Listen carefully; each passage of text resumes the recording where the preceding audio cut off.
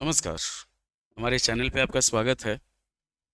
अब इसमें हम लोग देखने जा रहे हैं क्लास 10th का अलजेब्रा का पोर्शन है, एक क्वाड्रेटिक इक्वेशन। तो अलजेब्रा क्या होता है? अलजेब्रा आपका फाइनल एग्जाम में 20 मार्क्स का आता है। ये जो आपका 2025 2026 और 27 का जो सेशन है ये पुराने सिलेबस पे होगा। जैसे कि 2027 और 28 में जो 10th का सिलेबस है वो चेंज हो जाएगा, तो इतना ध्यान रखिएगा। तो अभी फिलहाल के लिए आपका क्या है कि 20 प्लस 80 के एग्ज़ाम में आपको टोटल जो है वो 33 मार्क्स लाना है पास करने के लिए। तो हम लोग 33 मार्क्स पे संतुष्ट नहीं होना है। जैसे कि आप मैथ में 100 में 100 ला सकते हैं, इतना ध्यान रखिए। तो अलजेब्रा टोटल 20 मार्क्स का होता है। 20 मार्क्स में आपका क्वाड्रेटिक इक्वेशंस भी होता है, मतलब 4 टॉपिक होता है आपका। एक पॉलिनोमियल हो गया, फिर क्वाड्रेटिक इक्वेशन हो गया, लीनियर इक्वेशन हो गया और एपी हो गया। तो लीनियर इक्वेशन का लगभग हम लोग कंप्लीट कर चुके हैं।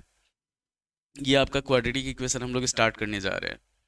तो यहाँ पे ध्यान दीजिए कि सबसे पहले क्वाड्रेटिक इक्वेशन और क्वाड्रेटिक पॉलिनोमियल में सिर्फ एक अंतर होता है कि जैसे अगर हम लोग क्वाड्रेटिक पॉलिनोमियल लिखते हैं p x is equal to a x square plus b x plus c, ये लिखा जाता है जहाँ पे ए जो होता है वो 0 के बराबर नहीं होता है। चाहे अगर रूट दिया रहता है बी एक्स तो ये हो जाता है x square minus alpha plus beta into x plus alpha into beta. Format वही है, सेम चीज़ है, पर हम लोग क्या करेंगे इसमें कि क्वाड्रेटिक इक्वेशन ऐसा इक्वेशन होता है जो इस फॉर्मेट में हो, a x square plus b x plus c के फॉर्मेट में इज इक्वल टू 0 के फॉर्मेट में, जहाँ पे ए का जो वैल्यू है वो 0 के बराबर नहीं होता है।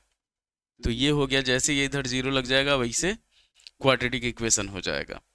अब यहाँ पे क्या होता है, हमारे पास 4 फॉर्मूला होता है। इतना ध्यान रखिए कि अगर हम लोग रूट्स ले लेते हैं, वही जो पॉलिनोमियल वाला फॉर्मूला है, रूट्स ले लिए, रूट्स नहीं ये फैक्टर, अगर यहाँ पे हम लोग लिखते हैं फैक्टर, फैक्टर हो गया, फिर आपका इक्वेशन हो गया, और उसके बाद हमारा क्या हो गया, रूट्स हो गया। तो फैक्टर अगर हम लोग ले लेते हैं एक्स प्लस ए और एक्स प्लस बी, तो इक्वेशन हो जाएगा हमारे पास x square plus a plus b into x plus a b is equal to 0।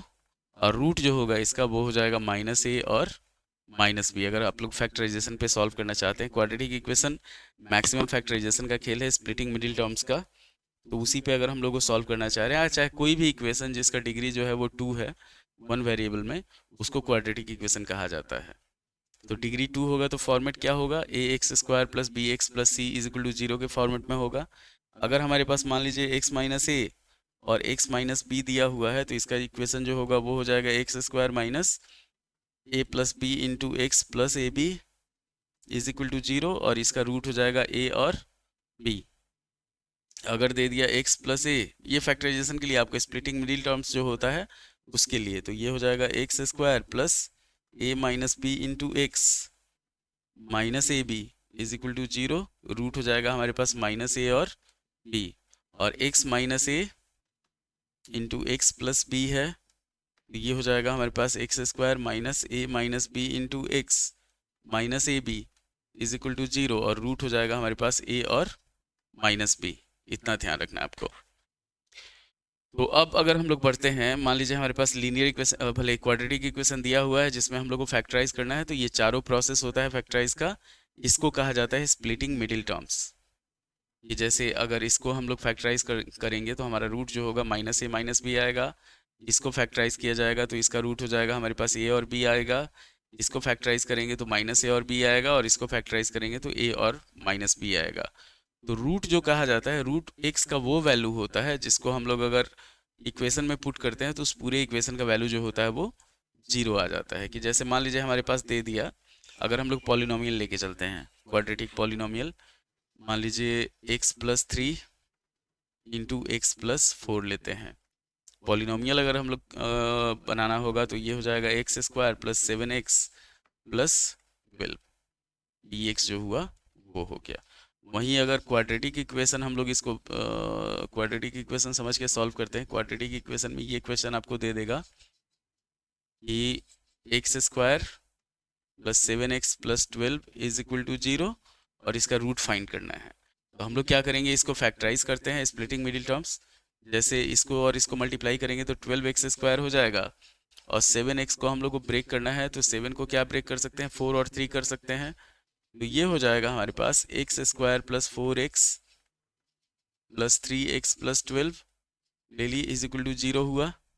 अब इसमें हम लोग क्या करेंगे, फैक्टराइज करेंगे तो x कॉमन लेंगे तो x प्लस 4 हो जाएगा, और यहाँ पे प्लस 3 ले लिए तो x प्लस 4 हो गया इज इक्वल टू 0। तो x प्लस 3 और ये हो गया x plus 4 is equal to 0। x का दो वैल्यू हो गया हमारे पास, x प्लस 3 को अगर हम लोग 0 के बराबर मानते हैं तो x का वैल्यू -3, और x प्लस 4 को अगर हम लोग 0 के बराबर मानते हैं तो x का वैल्यू -4। इस तरह से हम लोग इसको फैक्टराइज करके सॉल्व कर सकते हैं। एक क्वाड्रेटिक इक्वेशन को फैक्टराइजेशन से सॉल्व करना जैसे हुआ वो हम लोग कर सकते हैं। अब आते हैं मेन, हम लोग क्या होता है कि अगर मान लीजिए फैक्टराइज नहीं हो रहा हो, कोई भी क्वाड्रेटिक इक्वेशन दिया हुआ है और वो फैक्टराइज नहीं हो रहा हो, तो उसके लिए हम लोग क्या करते हैं, जैसे मान लीजिए ax² plus bx plus c is equal to 0 दे दिया है, where a is not equal to 0, और ये फैक्टराइज नहीं हो रहा, फैक्टराइजेशन के प्रोसेस से बाहर हो, तो इस केस में हम लोग क्या करते हैं, हम लोग d निकालते हैं कि d जो होता है उसको कहा जाता है डिस्क्रिमिनांट। तो इसमें भी बहुत सारा, जैसे उसमें हो जाता है आपका लीनियर इक्वेशन में नंबर ऑफ सॉल्यूशन हो जाता है, जैसे d हम लोग निकालेंगे तो d हो जाएगा हमारे पास b² माइनस 4ac।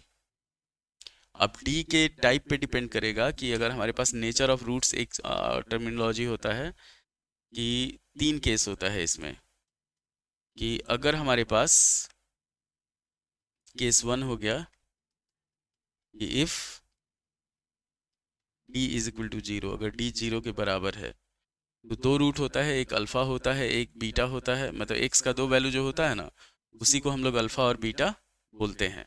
तो इस केस में क्या हो जाएगा, यहाँ पे हम लोग लिखेंगे देन रूट्स आर इक्वल, और इक्वल क्या होगा, इक्वल होगा तो alpha is equal to beta हो जाएगा, और रूट का जो वैल्यू होगा अल्फा बराबर beta is equal to -b/2a हो जाएगा सीधे। अगर d बराबर 0 है तो वहाँ पे हम लोग अल्फा और बीटा दोनों का वैल्यू जो होगा वो -b/2a हो जाएगा।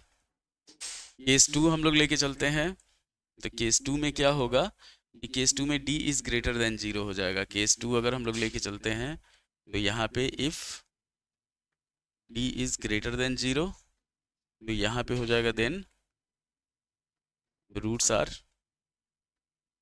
Real and unequal. इसको नेचर ऑफ रूट्स कहा जाता है, अनइक्वल मतलब क्या होगा, alpha is not equal to beta हो जाएगा। यहाँ पे तो यहाँ पे हम लोग निकालेंगे अगर अल्फा निकालते हैं तो वो होगा -b plus √d/2a।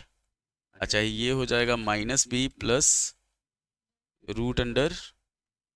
√b² minus 4ac/2a। और अगर हम लोग बीटा निकालते हैं, यहाँ पे अल्फा और बीटा जो हम लोग वैल्यू निकाल रहे हैं, बीटा निकालते हैं तो वो हो जाएगा -b माइनस √d/2a। अच्छा, ये हो जाएगा -b minus √b² minus 4ac/2a। इस चीज़ को क्वाड्रेटिक फॉर्मूला कहा जाता है, इतना ध्यान रखिएगा, 2a। उसके बाद थर्ड हो गया हमारे पास केस 3।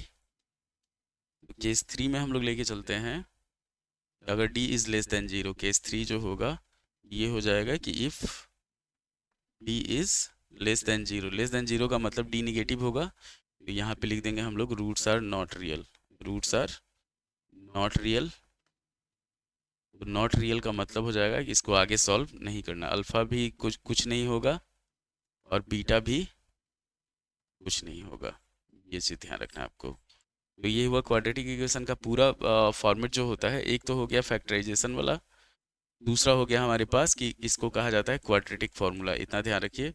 फैक्टराइज करने के लिए अलग है, क्वाड्रेटिक फार्मूला में हम लोगों को क्या करना है, अगर हम लोग क्वाड्रेटिक फार्मूला यूज़ करते हैं, क्वाड्रेटिक फार्मूला मान लीजिए हमारे पास यही जो इक्वेशन उसमें हम लोग लिए थे कि x² प्लस 7x प्लस 12, इसी को हम लोग को सॉल्व करना है क्वाड्रेटिक फार्मूला से इज इक्वल टू 0।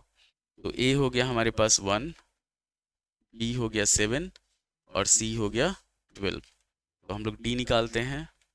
d हो जाएगा हमारे पास b स्क्वायर माइनस 4ac।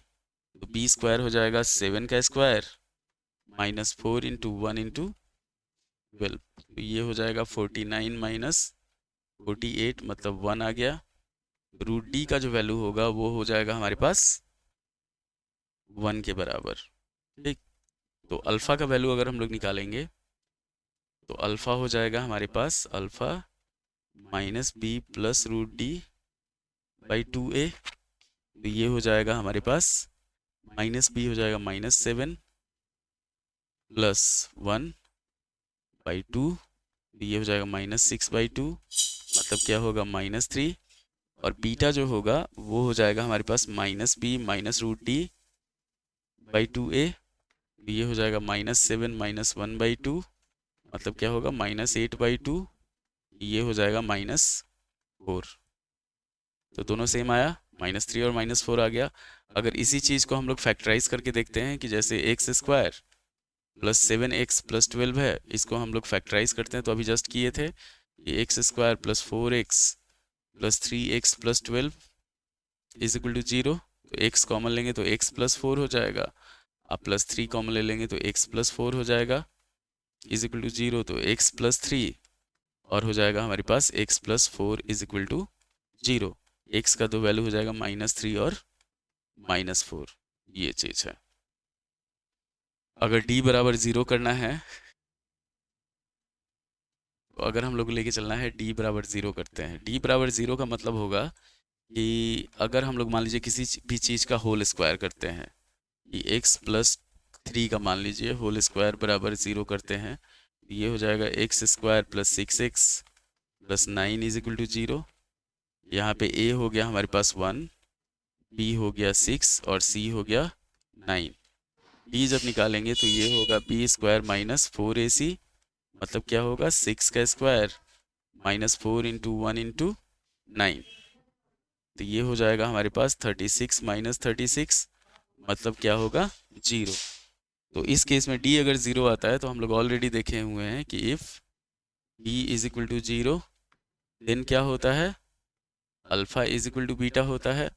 तो अल्फ़ा और बीटा का दोनों का जो वैल्यू होगा वो हो जाएगा -b/2a मतलब क्या होगा -b हो गया हमारे पास -6/2 2 इंटू 1। ये हो जाएगा -6/2 मतलब क्या होगा -3।